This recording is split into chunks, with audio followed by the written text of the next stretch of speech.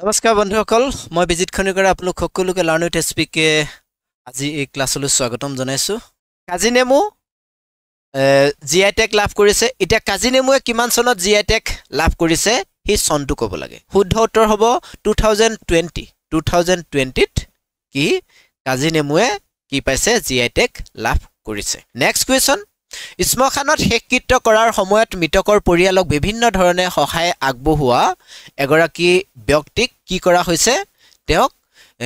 2023 ত অসম গৌৰৱ সন্মান দিয়া হৈছে এতিয়া এই অসম গৌৰৱ সন্মান দিয়া লোকজনক কি বুলি কোৱা হয় ইছমখান বন্ধু বুলি কোৱা হয় ইছমখান বন্ধু এতিয়া কোনজন লোকক আমি ইছমখান বন্ধু বুলি কওঁ অসমৰ কোনজন লোকক আমি ইছমখান বন্ধু তেওঁক ইছমখান বন্ধু বুলি কিয় কোৱা হয় তেওঁ আসলতে ইছমখানৰ সময়ত শেষকৃত্য সম্পন্ন কৰিবৰ কাৰণে আমাৰ বহুতৰ বিভিন্ন ধৰণৰ অসুবিধা হয় আমাৰ গাঁৱৰ লেভেলত অসুবিধা নহব পাৰে কিন্তু নগৰ চহৰৰ অঞ্চলত বিভিন্ন ধৰণৰ অসুবিধা দেখা দিয়ে গতিকে এই আত্মীয়জনৰ যেতিয়া শেষকৃত্য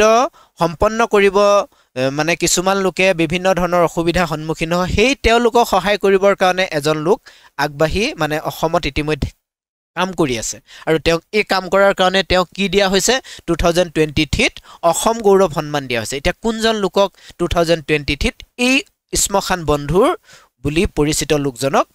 অসম গৌৰৱ সন্মান দিয়া হৈছে বহুতে দিছে ডি অৰ্থাৎ ধিতিমালা ডেকা শুদ্ধ উত্তৰ ধিতিমালা ডেকাক 2023 ত কি কৰা হৈছে অসম গৌৰৱ সন্মান দিয়া হৈছে কিহৰ কাৰণত তেওঁ এই ইছমখানত মানে শেষকৃত্য সম্পন্ন কৰাত তেওঁ সহায় কৰে আৰু তেওঁ কি বুলি কোৱা হয় ইছমখান বন্ধু বুলি কোৱা হয় ইছমখান বন্ধু বুলি কোৱা হয় ঠিক আছে ধিতিমালা ডেকা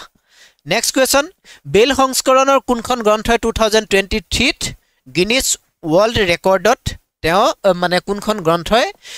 2022 ত গিনিছ ৱৰ্ল্ড ৰেকৰ্ডত অন্তৰ্ভুক্ত হৈছে কিহৰ কাৰণে বেল সংস্কৰণৰ কাৰণে বেল সংস্কৰণ আমি নিশ্চয় বুজি পাওঁ চাগে অসমৰ এখন গ্ৰন্থই এখন ডিক্সনেৰীয়ে কি পাইছে 2023 ত গিনিছ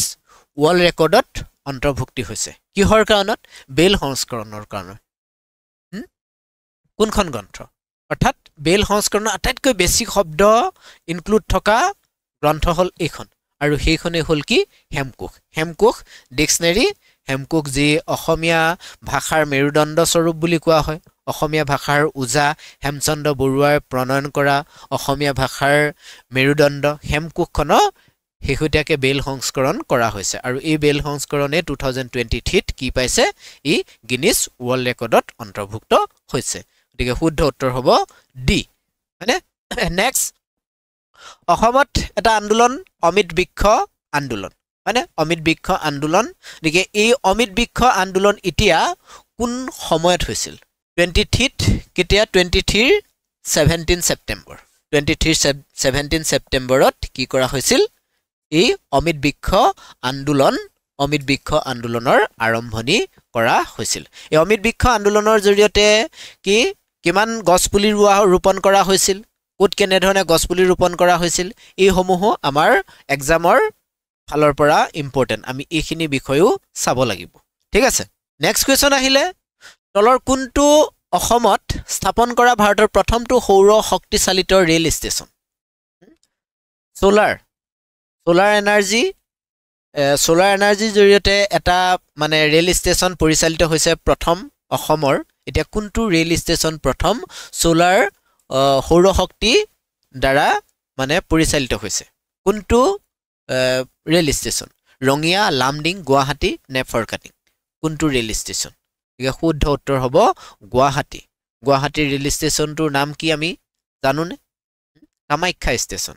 হয়নে গতিকে এই গুৱাহাটীৰ ৰেল ষ্টেচনটো কি কৰা হৈছে প্ৰথমে সৌৰ শক্তি চালিত ৰেল ষ্টেচন নেক্সট কুৱেশ্যন নিম্নলিখিত কোনটো স্থানে অসম আৰু অৰুণাচল প্ৰদেশক সংলগ্ন কৰিছে অসম আৰু অৰুণাচলক সংলগ্ন কৰা এটা স্থান আছে কোনডোখৰ স্থানে অসম আৰু অৰুণাচল প্ৰদেশক সংযোগ কৰিছে কোনটো যোৰাবাট ধলপুৰ ডিৰাক নে বগীবিল কোনটো স্থানে এই অৰুণাচল আৰু অসমক সংযোগ কৰিছে এখন গেট আছে এখন গেট কি কৰা হয় ডিৰাক গেটে অসম আৰু অৰুণাচলৰ সীমা অৰুণাচল মানে সংযোগ কৰিছে অসম আৰু অৰুণাচল ক'ত আছে ডিৰাক গেট ক'ত আছে আমি জানোনে ডিৰাক গেট আছে তিনিচুকীয়া জিলা তিনিচুকীয়া আমি যদি নামচাইলে যাওঁ অৰুণাচলৰ নামচাইলে যদি যাওঁ তেতিয়াহ'লে আমি এই ডিৰাক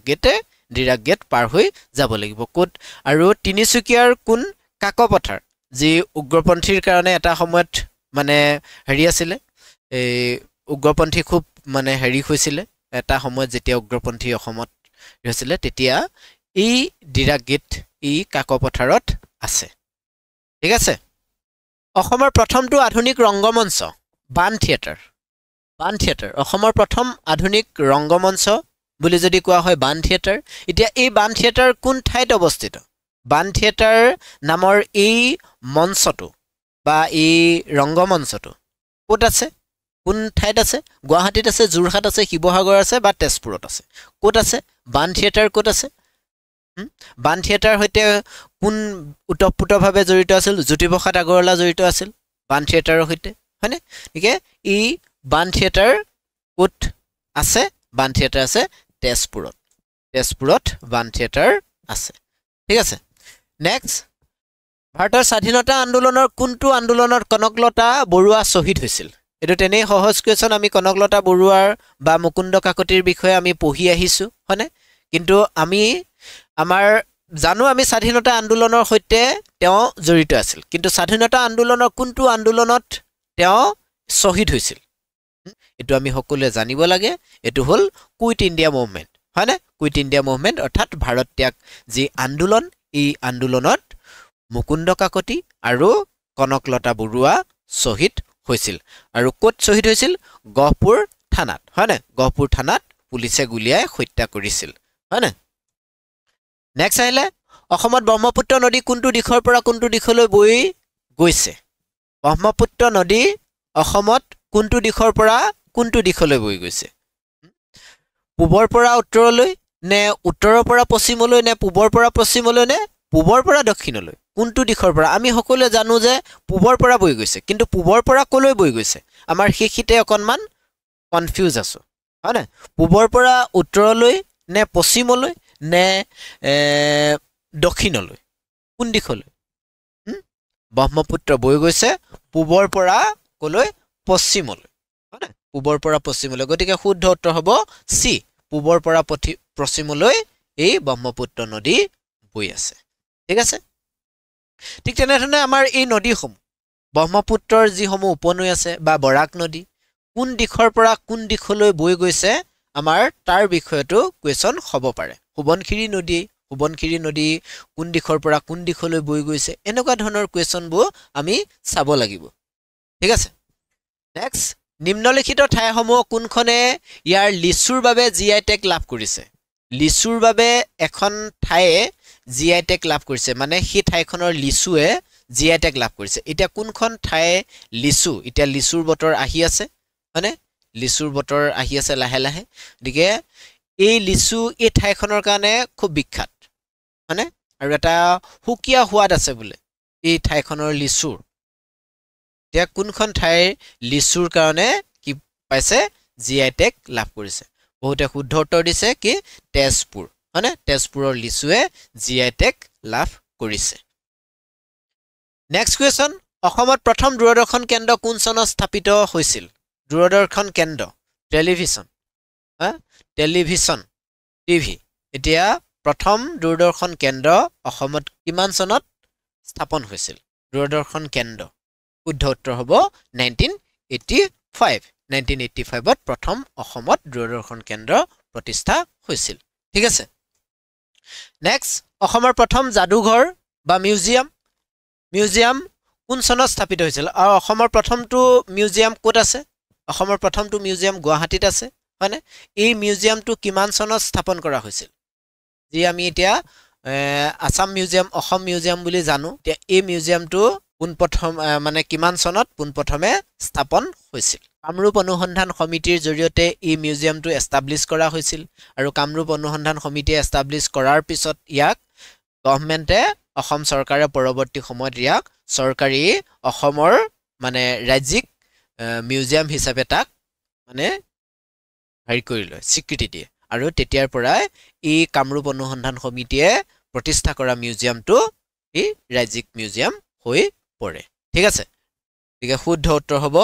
1940 1940 এই যি অসমৰ মিউজিয়াম ই এষ্টাব্লিছ হৈছিল ঠিক আছে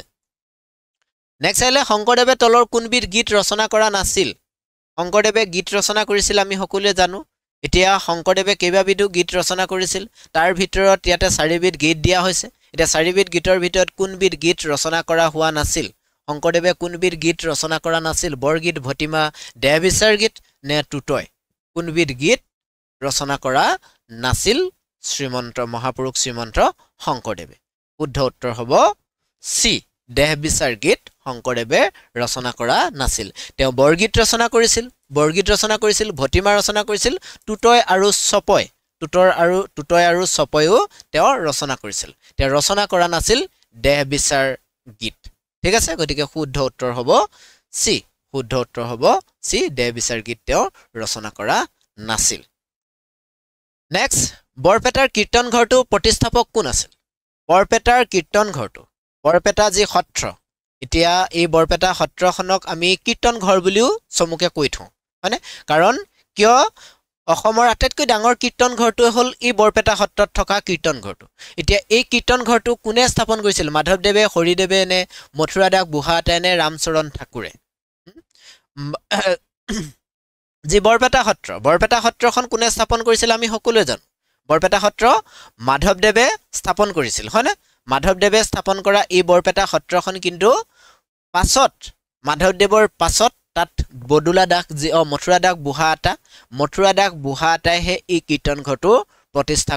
কৰিছিল মানে তাৰ পিছত ই অসমৰ আটাইতকৈ ডাঙৰ কীৰ্তন ঘৰ হিচাপে ই পৰিচিত হয়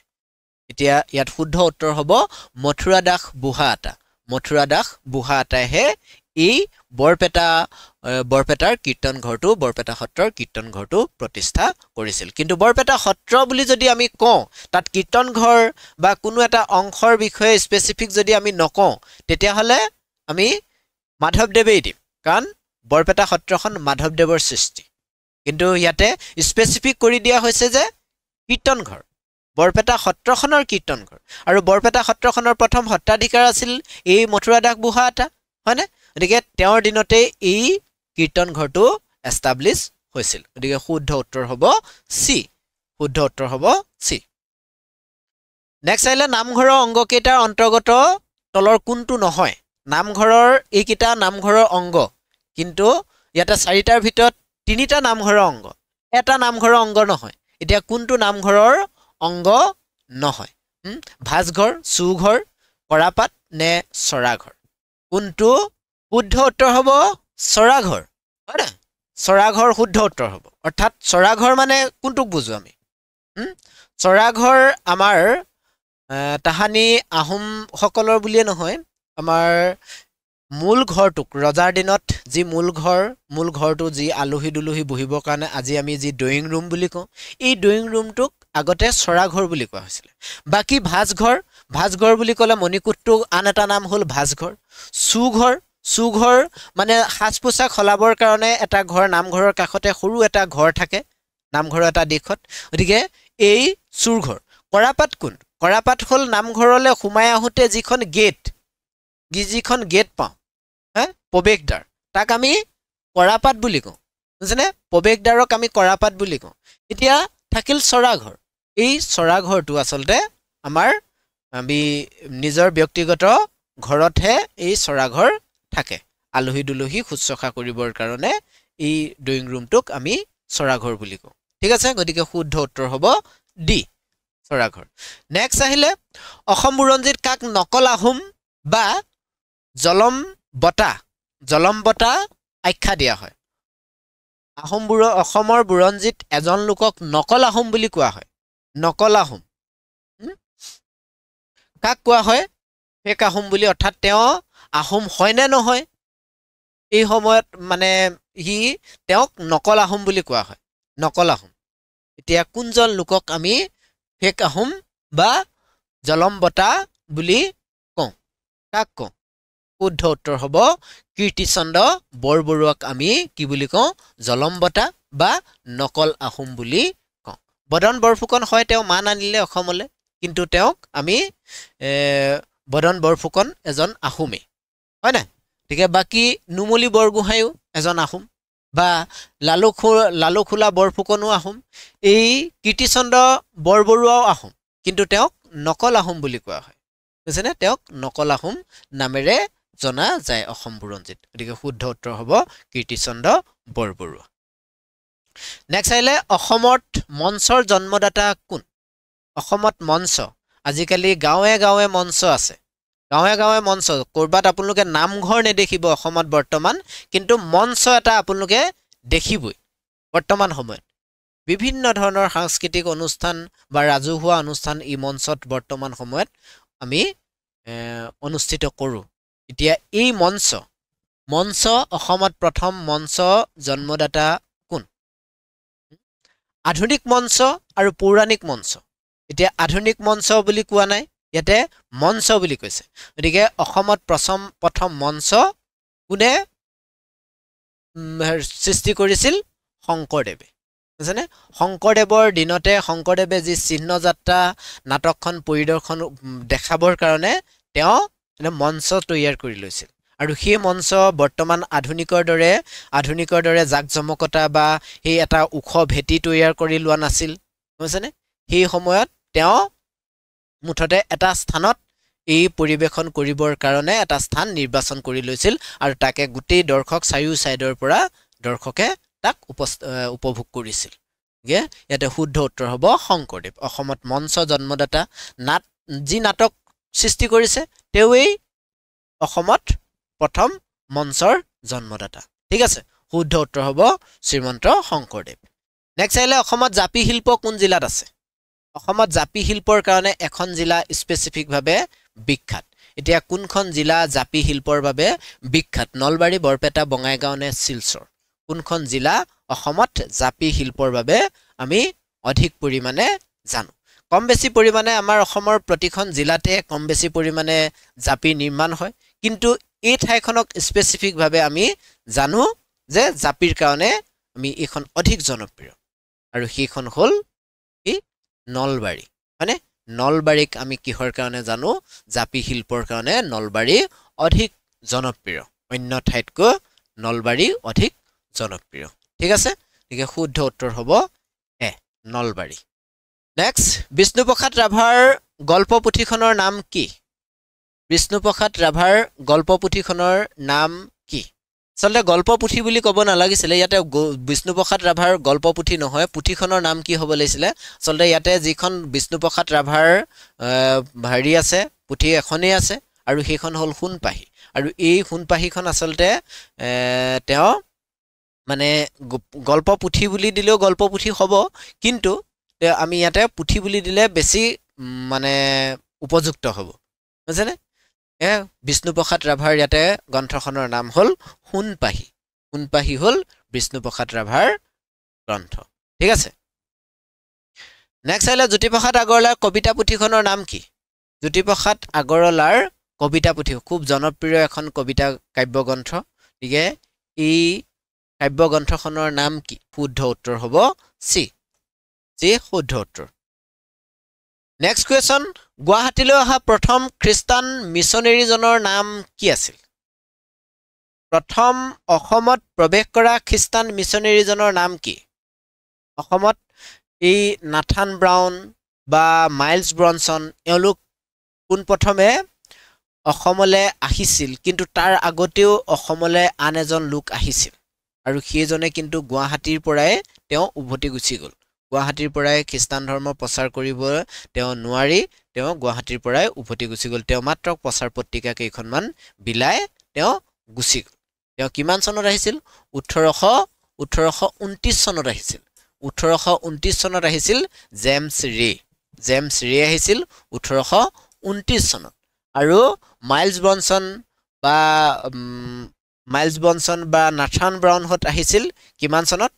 1836 চনত হয় 1836 চনত তেওঁলোক আহিছিল তাৰ আগতে কোন আহিছিল জেমছ ৰে 1829 চনত আহিছিল শুদ্ধ উত্তৰ হ'ব এতিয়া জেমছ ৰে আৰু এই জেমছ ৰে আচলতে আমেৰিকান মিছনেৰী নাছিল তেওঁ ইংৰাজ মিছনেৰী আছিল বুজিনে খ্ৰীষ্টান ধৰ্মৰ মিছনেৰী আছিল তেওঁ কিন্তু আমেৰিকান নাছিল তেওঁ ইংৰাজ মিছনেৰী আছিল ঠিক আছে খ্ৰীষ্টান ধৰ্ম প্ৰচাৰ কৰা তেওঁ এজন ইংৰাজৰ লোক আছিল ঠিক আছে নেক্সট আইলে অসমৰ কোনখন বিশ্ববিদ্যালয়ৰ ৰেডিঅ'ত প্ৰচলন প্ৰথমে হৈছিল মানে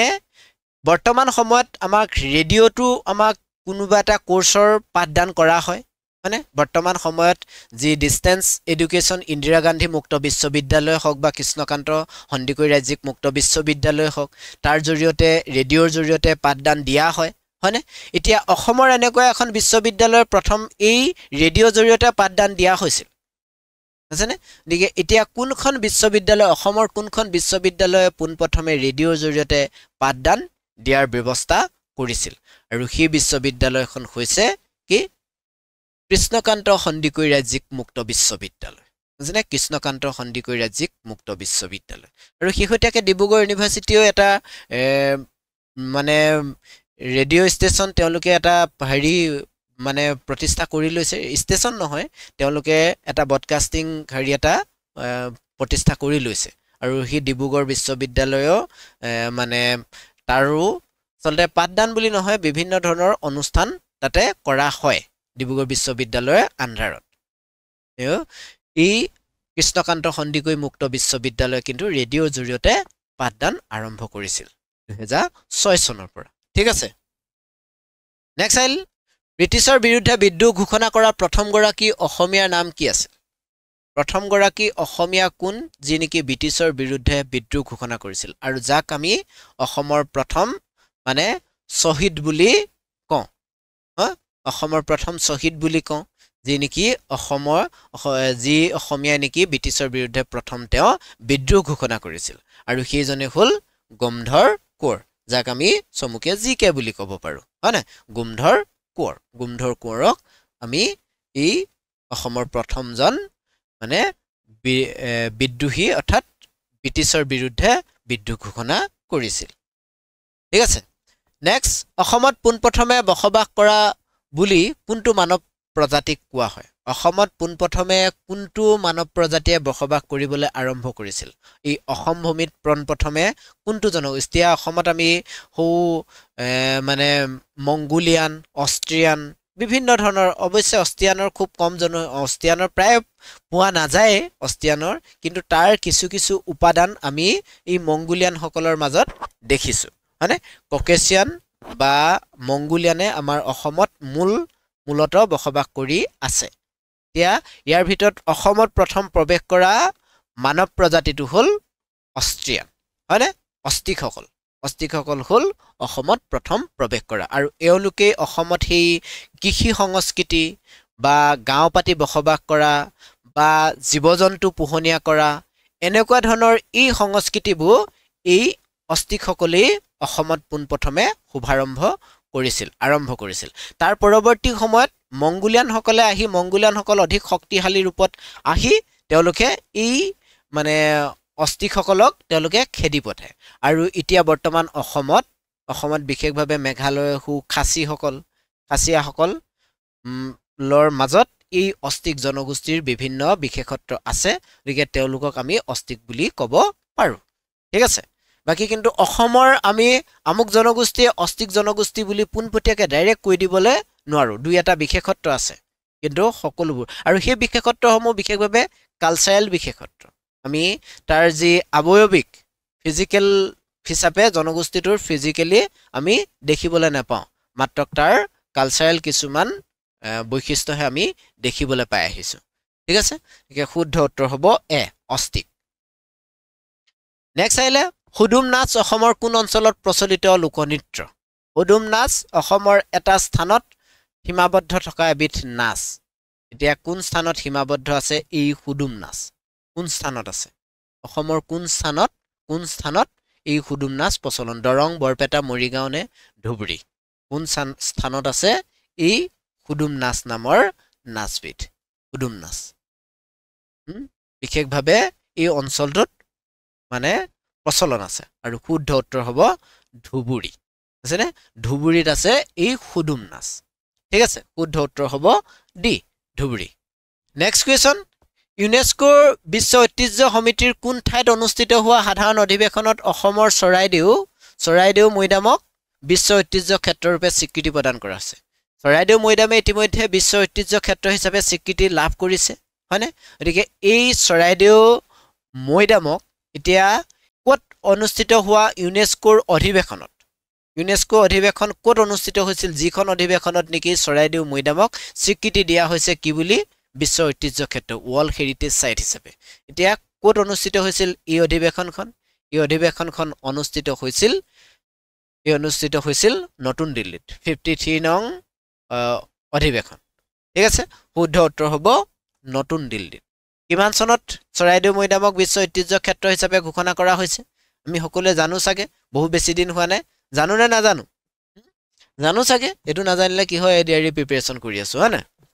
নেক্সট কিমান চনত চৰাইদেউ মৈদামে বিশ্ব ঐতিহ্য ক্ষেত্ৰৰ সম্ভাৱ্য তালিকা এই কোৱেশ্যনটো ভালকৈ পঢ়িব দেই সম্ভাৱ্য তালিকা বিশ্ব ঐতিহ্য ক্ষেত্ৰ হিচাপে হয় 2024 চনত ঘোষণা কৰিছে কিন্তু স্বীকৃতি লাভ কৰিছে কিন্তু সম্ভাৱ্য তালিকাত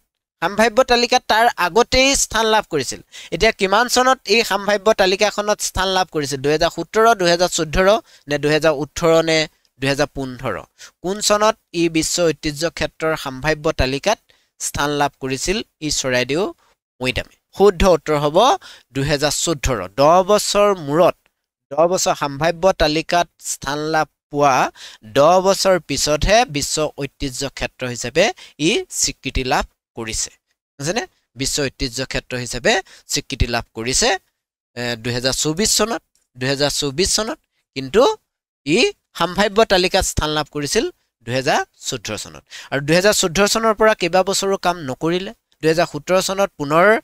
মুভ কৰিছে আৰু সেই মুভ কৰা অনুসৰি তেওঁলোকে এই গুটেই ৰিপোৰ্ট 2017 চনত মানে সাবমিট কৰিছে বুজিছে ঠিক শুদ্ধ উত্তৰ হ'ব 2014 চন চৰাইদেউ মৈদামৰ বাবে অনুমোদিত এলেকা কিমান চৰাইদেউ মৈদাম এটা অঞ্চল মানে এটা স্পেসিফিক মৈদাম নহয় চৰাইদেউ মৈদামত বহু কেইটা আহোম জনগোষ্ঠীৰ ৰজা মহাৰাজা সকলৰ বা ৰাজপৰিয়ালৰ বিভিন্ন ধৰণৰ মৈদাম বহু কেইটা আছে এই মৈদাম কিটাক বিশ্ব ঐতিহ্য ক্ষেত্ৰ হিচাপে কোৱা হৈছে এতিয়া তাৰ এই মৈদাম কিটা থকাৰ এলেকাটো বা এই ঐতিহ্য ক্ষেত্ৰ হিচাপে স্বীকৃতি দিয়া এলেকাটো কিমান এলেকাক বিশ্ব ঐতিহ্য ক্ষেত্ৰ হিচাপে স্বীকৃতি দিয়া হৈছে শুদ্ধ উত্তৰ হ'ব 95.2 হেক্টৰ ভূমি এই বিশ্ব ঐতিহ্য ক্ষেত্ৰ চৰাইদেউ মৈদামৰ কাৰণে ইতিমধ্যে গভৰ্ণমেণ্টে ইয়াক মানে স্বীকৃতি দিছে বুজিছেনে গভৰ্ণমেণ্টে ইমানখিনি অনুমোদন জনাইছে ঠিক আছে 95.2 হেক্টৰ আৰু এয়া অৱশ্যে বাঢ়ি যাবও পাৰে কাৰণ বহু সময়ত কোৱা হৈছে যে চৰাইদেউ মৈদামত অনুপ্ৰৱেশকাৰীয়ে বিভিন্ন ধৰণৰ তাৰ ওচৰ চুবুৰীয়া মানুহবোৰে এই মাটি তাৰ মানে দখল কৰিছে গতিকে এই যদিহে গভৰ্ণমেণ্টৰ ফালৰ পৰা ইনিচিয়েটিভ লোৱা হৈছে যে এই সমূহ মানে হি অবৈধভাৱে যি দখল কৰিছে তেওঁলোকক মানে বেদখল মুক্ত কৰাৰ নিকে বেদখল মুক্ত যদি কৰে তেতিয়া হলে আৰু ইয়াৰ এলেকা আৰু বাঢ়ি যোৱাৰ সম্ভাৱনা আছে বুজিছেনে নিকে শুদ্ধ উত্তৰ হ'ব 95.2 হেক্টৰ নেক্সট অসমৰ কোনখন জিলাত সৰ্বাধিক অনুসূচিত জনজাতি লোকে বসবাস কৰে অনুসূচিত জাতি আৰু অনুসূচিত জনজাতি এতিয়া অনুসূচিত জনজাতি কোনখন জিলাত সৰ্বাধিক শিডিউল ট্ৰাইবছ লোকে বসবাস কৰে কোনখন কাৰ্বি আংলং ডিমা হাছাও ধেমাজি নে কোকৰাঝাৰ ক'ত এই অনুসূচিত লোক অধিক পৰিমাণে বসবাস কৰে শুদ্ধ উত্তৰ হ'ব ডিমা হাছাও সৰ্বাধিক অনুসূচিত জনজাতি লোকে বসবাস কৰা অসমৰ জিলা ঠিক আছে সৰ্বাধিক ডিমা হাছাওত বসবাস কৰে বহুতে ডিমা হাছাও দিছে যিসকলে ডিমা হাছাও দিছে লোকৰ শুদ্ধ হৈছে ৰাম সৰস্বতীৰ প্ৰকৃত নাম কি ৰাম সৰস্বতী আসলতে এটা উপনাম মানে তেওঁ এটা দিয়া এটা নাম হে ৰাম সৰস্বতী পৰৱৰ্তী সময়ত তেওঁৰ সাহিত্যৰ প্ৰতি অনুৰাগ হৈ তেওঁ এটো বেলেগে দিয়া নাম ৰাম সৰস্বতী তেওঁৰ কিন্তু পিতৃ প্ৰদত্ত নামটো বেলেগ আছিল এতিয়া পিতৃ প্ৰদত্ত নামটো কি আছিল অনিৰুদ্ধ কবি চূড়ামণি নে ভাৰতচন্দ্ৰ নে কবিচন্দ্ৰ শুদ্ধ উত্তৰ হ'ব অনিৰুদ্ধদেৱ তেওঁ পিতৃ প্ৰদত্ত নাম আৰু এই অনিৰুদ্ধদেৱেই পৰৱৰ্তী সময়ত তেওঁ সাহিত্য ৰচনাৰ জৰিয়তে ৰাম সৰস্বতীৰ সন্মান লাভ কৰিছিল আৰু সেই ৰাম সৰস্বতী সন্মানটোৱেই পৰৱৰ্তী সময়ত খুব জনপ্ৰিয় হৈ পৰে আৰু তেওঁৰ প্ৰকৃত নামটো লুকাই পৰে আৰু সেই নামটোৰে এতিয়া আমি জানো ৰাম সৰস্বতী ঠিক আছে গতিকে শুদ্ধ উত্তৰ অনিৰুদ্ধদেৱ নেক্সট ভাৰতৰ প্ৰসী মানৱ বুলি কোৱা হয় এজন লোকক বাৰ্থ মেন অফ ইণ্ডিয়া এতিয়া এই বাৰ্থ মেন অফ ইণ্ডিয়া বুলি তলৰ কোনজন লোকক জনা যায় বিক্ৰম চাৰাভাইক জনা যায় নে পূৰ্ণিমা দেৱী বৰ্মনক সালিম আলীক জনা যায় নে মেধা পাটকাক জনা যায় কাক আমি বাৰ্থ মেন অফ ইণ্ডিয়া বুলি জানো শুদ্ধ উত্তৰ চাওঁ আমি শুদ্ধ উত্তৰ হ'ব সালিম আলীক আমি বাৰ্থ মেন অফ ইণ্ডিয়া যেনে ধৰণে ফৰেষ্ট মেন অফ ইণ্ডিয়া বুলি যাদৱ পায়েঙক কোৱা হয় ঠিক তেনেধৰণে বাৰ্থ মেন অফ ইণ্ডিয়া বুলি সালিম আলীক কোৱা হয় ঠিক আছে নেক্সট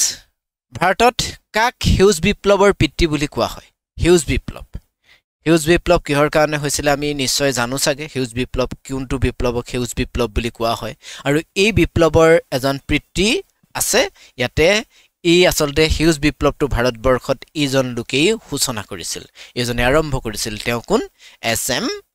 এম এছ স্বামীনাথন হয় না এম এছ স্বামীনাথন হ'ল ভাৰতৰ গ্ৰীণ ৰিভলিউচনৰ ফাদাৰ হয় না father of green revolution in India ঠিক আছে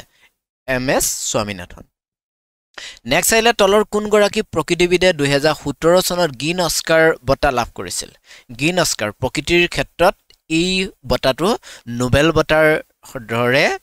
বুলি কোৱা হয় বুজিছেনে প্ৰকৃতিৰ ক্ষেত্ৰত এই মানে গ্ৰীণ অস্কাৰটো কোৱা হয় এটা নোবেল বঁটাৰ সন্মানৰ দৰে শাৰীত ৰখা হয় এতিয়া কোনগৰাকী লোকে 2017 চনত কি পাইছিল গ্ৰীণ অস্কাৰ বঁটা লাভ কৰিছিল যাদৱ পায়েং হোমদেৱ দত্ত পূৰ্ণিমা দেৱী বৰ্মন নে ৰীমা দাস শুদ্ধ উত্তৰ হ'ব কি শুদ্ধ উত্তৰ হ'ব পূৰ্ণিমা দেৱী বৰ্মন পূৰ্ণিমা দেৱী বৰ্মনক আমি কি বুলি জানো হাৰগিলা ৰাণী বুলি জানো হয় না হাৰগিলাৰ ৰাণী বুলি আমি কাক জানো পূৰ্ণিমা দেৱী বৰ্মনক তেওঁ হাৰগিলা উদ্ধাৰ কৰি নে তেওঁ বিশ্ববিখ্যাত হৈ পৰিছে ঠিক আছে নেক্সট আহিলে অসমৰ তলৰ কোনখন বন্যপ্ৰাণী অভয়াৰণ্য সোণালী লেংগুৰৰ বাবে জনাজাত অৰ্থাৎ সোণালী বান্দৰৰ কাৰণে এখন বন্যপ্ৰাণী অভয়াৰণ্য উল্লেখযোগ্য এই বন্যপ্ৰাণী অভয়াৰণ্যখন এই সোণালী বান্দৰৰ কাৰণে বিখ্যাত এতিয়া কোনখন সোণালী বান্দৰৰ কাৰণে বিখ্যাত অভয়াৰণ্য গিবন চক্ৰশিলা নে লাওখোৱা নে পানীদিহিং শুদ্ধ উত্তৰ হ'ব কি চক্ৰশিলা যি অভয়াৰণ্য এই চক্ৰশিলা অভয়াৰণ্যখন হ'ল গিবন সোণালী বান্দৰৰ কাৰণে গোল্ডেন লিংগুৰ সোণালী বান্দৰৰ কাৰণে বিখ্যাত এখন অভয়াৰণ্য নেক্সট আহিলে গৰমপানী অভয়াৰণ্য কোনখন অসমৰ কোনখন জিলাত অৱস্থিত যি অসমৰ অভয়াৰণ্যসমূহ কোন জিলাত আছে আমি এই বিষয়ে আমাৰ সম্যক ধাৰণা এটা থকাটো খুবেই প্ৰয়োজন বা নেশ্যনেল পাৰ্কসমূহ কোনখন জিলাত আছে তাৰ নেশ্যনেল পাৰ্কসমূহৰ যি ভৌগোলিক এৰিয়া এই এৰিয়াৰ বিষয়ে মুঠতে আমাৰ এটা ধাৰণা থাকিব লাগিব আমি তেতিয়াহে আমি যিকোনো কুৱেশ্যন আমি পঢ়াৰ সম্ভাৱনা আছে এতিয়া এই গৰমপানী অভয়াৰণ্য কোনখন জিলাত অৱস্থিত গৰমপানী অভয়াৰণ্য কাৰ্বি আংলং জিলাত অৱস্থিত হয় না কাৰ্বি আংলঙত গৰমপানী অভয়াৰণ্য আছে নেক্সট কুৱেশ্যন আছে হাছাং পূজা কোন জনগোষ্ঠীৰ পৰম্পৰাগত পূজা হাছাং পূজা অসমৰ এটা জনগোষ্ঠীয় এটা পূজা যেটো পূজা নেকি এই চাৰিটা জনগোষ্ঠীৰ ভিতৰৰ এটা জনগোষ্ঠী এটাক উদযাপন কৰে এতিয়া এই হাছাং পূজা কোন জনগোষ্ঠীৰ পৰম্পৰাগত পূজা হেয়া হল ৰাভা জনগোষ্ঠীৰ পৰম্পৰাগত পূজা আমি হাছাং পূজা ৰাভা জনগোষ্ঠীৰ পৰম্পৰাগত পূজা ঠিক আছে নেক্সট কুৱেশ্যন আহিলে যাদৱ পায়েঙক কোনে ভাৰতৰ অৰণ্য মানৱ উপাধি প্ৰদান কৰিছিল ই 2012 চনত যাদৱ পায়েঙক অৰণ্য মানৱ ফৰেষ্ট মেন অফ ইণ্ডিয়া বুলি কৈছিল এতিয়া এই ফৰেষ্ট মেন অফ ইণ্ডিয়া বুলি যাদৱ পায়েঙক তলৰ কোনটো সংস্থাই কৈছিল নেচাৰ্ছ বেকন ভাৰত চৰকাৰ কলিকতা বিশ্ববিদ্যালয় নে জৱাহৰলাল নেহেৰু বিশ্ববিদ্যালয় কোনে কৈছিল JNU হয়নে জৱাহৰলাল নেহৰু বিশ্ববিদ্যালয়ে 2012 চনত কি কৰিছিল যাদৱ পায়েঙক অৰণ্য মানৱ বুলি কৈছিল ঠিক আছে একে শুদ্ধ উত্তৰ হ'ব ডি যাদৱ পায়েঙক নেক্সট আইলে অসমৰ কোন জিলাত চিলিমেনাইট আৰু চিনামাটি পোৱা যায় কোনখন জিলাত এই চাৰিখন জিলাৰ ভিতৰত কোনখনত চিলিমেনাইট আৰু চিনামাটি পোৱা যায় ইয়াতে আমাৰ বাকিবোৰ বাত আমাৰ দুখন জিলাই আমাৰ সাসপেক্ট হয় না ঠিক ডিমা হাছাও আৰু কাৰ্বি আংলং এতিয়া এই ডিমা হাছাও আৰু কাৰ্বি আংলঙৰ ভিতৰত কোনখনত পোৱা যায় এই চিলিমেনাইট আৰু চিনামাটি শুদ্ধ উত্তৰ হ'ব কি শুদ্ধ উত্তৰ কাৰ্বি আংলঙত পোৱা যায় হয় না নেক্সট আহিলে বৰ্তমান অসমৰ ৰাষ্ট্ৰীয় উদ্যান কিমানখন অসমৰ ৰাষ্ট্ৰীয় উদ্যান বৰ্তমান কিমানখন নেশনেল পাৰ্ক কিমানখন আছে অসমত কিমানখন নেশনেল পাৰ্ক আছে কিমানখন কোনো দিছে 7খন কোনো দিছে 8খন পূৰ্বে 7খন আছিল কিন্তু শেহতীয়াকে আৰু এখন তাত এড হল হয়নে গতিকে কি হল 8খন গতিকে শুদ্ধ উত্তৰ হ'ব 8 বৰ্তমান অসমৰ ৰাষ্ট্ৰীয় উদ্যানৰ সংখ্যা হ'ব 8খন হয়নে 8 বৰ্তমান আমাৰ অসমৰ থকা নেশনেল পাৰ্কৰ সংখ্যা হ'ব 8 নেক্সট কোৱেশ্চন আহিলে নৰ্মদা বচাও আন্দোলনক কোন বছৰত মানে এই আন্দোলন আৰম্ভ হৈছিল নৰ্মদা বচাও আন্দোলন ক'ত হৈছিল আমি জানোনে ইউপিত হৈছিল কিন্তু বৰ্তমান হি ইউপি অঞ্চলটো প্ৰেজেন্ট টাইমত ক'ত উত্তৰাখণ্ডত আছে হয় না উত্তৰাখণ্ডত নৰ্মদা বচাও আছে এই নৰ্মদা বচাও আন্দোলনটো কিমান চনত সূচনা হৈছিল কিমান চনত আৰম্ভ হৈছিল 1985ত নৰ্মদা বচাও আন্দোলন আৰম্ভ হৈছিল ঠিক আছে নেক্সট কোৱেশ্চন আহিলে চিপকো আন্দোলন এই নৰ্মদা বচাও হওক চিপকো মুভমেন্ট হওক এইখিনি বিষয়ে আমি মনত ৰাখিব লাগিব নৰ্মদা বচাওত কি ভৰ বিষয়ে আন্দোলন কৰা হৈছে বা কেতিয়া হৈছিল ইয়াৰ নেতৃত্ব কোনে লৈছিল কোন ষ্টেটত এই সমূহ হৈছিল এই সমূহৰ বিষয়ে আমি চাব লাগিব নোটছ বনাব পাৰি আমি বেলেগ নহলেও আমি উইকিপিডিয়া খুচৰিলে আমি সেই সমূহ ডাটা পাই যাওঁ খুব সহজতে ঠিক আছে গতিকে চিপকো আন্দোলন কোন বছৰত আৰম্ভ কৰিছে চিপকো মুভমেন্ট কেতিয়া আৰম্ভ হৈছিল চিপকো মুভমেন্ট আৰম্ভ হৈছিল 1973 চিপকো মুভমেন্ট আৰম্ভ হৈছিল ষ্টাৰ্ট হৈছিল 1973 নেক্সট আইলে অসমৰ একমাত্ৰ বৰ্ষাৰণ্য কোনখন অসমত একমাত্ৰ বৰ্ষাৰণ্য এখনেই আছে এখনেই বৰ্ষাৰণ্য আছে সেইখনৰ নাম কি